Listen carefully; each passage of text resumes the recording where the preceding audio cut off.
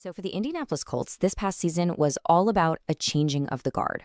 It's really a story of two opposing forces, right? You've got a veteran leader leaving to join a better rival, while at the very same time, a young, pretty much unheralded player quietly becomes the anchor for the team's entire future.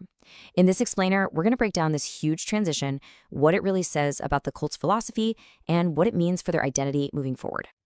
Okay, let's just dive right in with the news that sent some serious shockwaves through the AFC South. On February 2nd, Adam Schefter drops the bomb. Former Colts defensive coordinator Gus Bradley was signing with the Tennessee Titans. Now look, this wasn't just your standard coaching change. Oh no. This was a move within the division that makes a heated rivalry deeply, deeply personal. The man who has intimate knowledge of the Colts' defensive players, their schemes, their tendencies, he's now going to be on the opposing sidelines, scheming against them twice a year.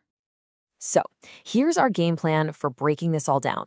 First, we'll talk about how this rivalry just got a lot more personal with Bradley's move.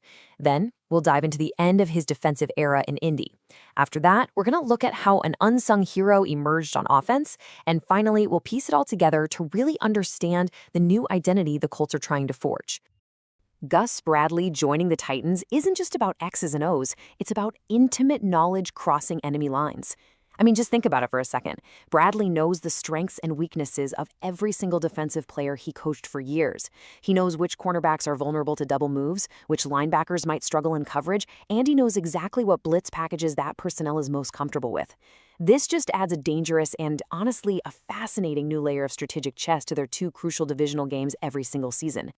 And what makes this even more wild is that this isn't Bradley's first rodeo in the division. The Titans are actually his third team in the AFC South.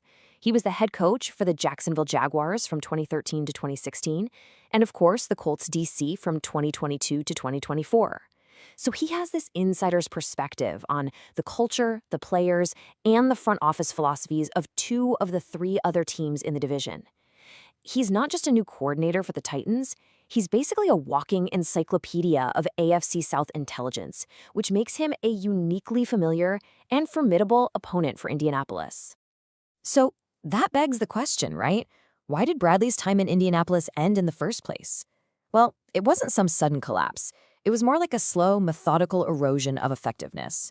See, when Shane Steichen took over as head coach, the team kept Bradley on staff, probably valuing his experience for a little stability. But over time, that stability just kind of curdled into predictability. The league caught up, and a defense that was designed for a different era of football was really starting to show its age. Now, this slide here, this one tells a really interesting story. At the absolute peak of his career, from 2009 to 2012, he was the brilliant architect of Seattle's iconic Legion of Boom defense. I mean, one of the most feared and dominant units in NFL history. That historic success earned him the head coaching job in Jacksonville, which was a tough four-season stretch during a complete franchise rebuild. After his time in Indy, he lands in Tennessee. It's a career arc with these incredible highs that also raises some very legitimate questions about his ability to adapt in a league that is just constantly evolving. And this right here perfectly illustrates the core problem. The very scheme that made him famous, a heavy, heavy reliance on zone defenses like Cover 2 and Cover 3, it became his Achilles heel.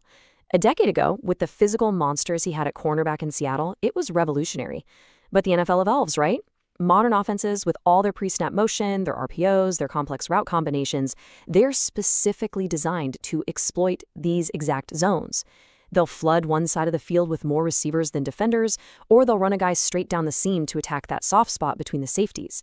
What was once a massive strength for Bradley became, as the sources put it, too predictable, letting savvy quarterbacks know exactly where to go with the ball before the snap even happened. The on-field results, well, they painted a pretty grim picture. By the end of the 2024 season, the Colts defense had slid into the bottom half of the league in the metrics that really matter. Total yards allowed, which means opposing offenses were just consistently marching up and down the field. Third down percentage, the critical money down where you have to get off the field, that became a persistent weakness. And most importantly, points surrendered. When you can't stop teams from moving the ball, extending drives, and ultimately scoring, you're putting your own offense in an impossible spot week after week. But, it's really crucial to understand the nuance here. It wasn't all bad. In fact, there were some moments of just sheer brilliance. In 2023, his unit set a franchise record with 51 sacks. That is an incredible achievement that speaks to the talent on that D-line. Players like linebacker Zaire Franklin absolutely thrived, becoming an all-pro. But what this created was a boom or bust defense. They could get a spectacular sack on one play, but then give up an explosive 40-yard pass on the very next because of a bust in coverage. The problem was that the sum of the parts just wasn't adding up to a consistently effective whole. The splash plays were being completely overshadowed by systemic breakdowns. And this brings us to the real heart of our story. Because as that defensive pillar, once led by a famous coordinator, was showing these deep cracks and ultimately being replaced, a new foundation was quietly being laid on the other side of the ball. A younger, much less known player was becoming the new, unshakable anchor for the entire team. So let's shift our focus to that new anchor, the player NFL.com rightfully called the Colts' unsung hero of the season, center Tanner Bortolini. And that term is just perfect because his value wasn't found in flashy highlights or big stats. Nope, it was in the quiet, relentless, week-in, week-out consistency that allowed the entire offense around him to function at a much higher level. He was the steady hand at the center of it all. To really appreciate Bortolini's success, you have to remember the massive risk the Colts took here. They moved on from Ryan Kelly, a 3-time Pro Bowl selection and the unquestioned leader of their offensive line for nearly a decade. And they handed the keys to Bortolini, a second-year player. The center is the quarterback of the offensive line, okay? He's responsible for reading the defense, calling out protections, initiating every single play. Giving that job to a young player is a monumental gamble, and a lot of people expected some serious growing pains. But the Colts didn't get growing pains. They got elite, top-tier production. According to Pro Football Focus, which meticulously grades every player on every single play of the season, Tanner Bortolini was the third-best center in the entire league. Just look at the names he's with. Creed Humphrey of the Chiefs is widely considered the gold standard at the position. This wasn't just good for a second-year player. This was one of the best interior line performances in all of football, period. So where did this elite talent come from? He wasn't a top 10 pick. He wasn't some first-round can't-miss prospect. Tanner Bortolini was the 117th pick in the 2024 NFL Draft, a fourth-round selection.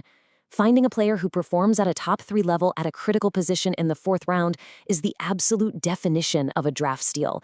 This is the kind of move that accelerates a rebuild, giving you incredible production on a cheap rookie contract, which lets you spend that salary cap money on other areas of need. His performance wasn't just highly graded, it was remarkably clean. This number says it all, 0. Across more than 500 pass-blocking snaps, that is, over 500 plays where his primary job was to protect his quarterback, Tanner Bortolini allowed 0 sacks. Just let that sink in for a minute. In a league filled with monstrous 330-pound defensive tackles whose only goal is to wreck the pocket, Bortolini kept his quarterback completely clean from pressure up the middle time and time again. That kind of reliability is absolutely priceless. And his impact just rippled across the entire offense. He didn't just play well in a vacuum, he made everyone around him better. He stabilized the interior of the line, making the jobs of the guards next to him that much easier. His ability to generate movement at the point of attack was a huge reason for Jonathan Taylor's resurgence in the run game, opening up clear lanes. And even when the offense as a whole started to struggle late in the season, the protection unit didn't collapse. The O-line was not the problem, and Bortolini was the steady, unmovable anchor in the middle of it all. So when we zoom out and look at these two stories together, the departure of a famous veteran defensive coordinator and the meteoric rise of a young offensive lineman, what does it tell us about the Indianapolis Colts? It reveals a team in the middle of a profound identity shift, moving away from a philosophy that was failing and towards one that is being built to last. This slide puts it all into perspective. On one side, you have the old guard, represented by Gus Bradley.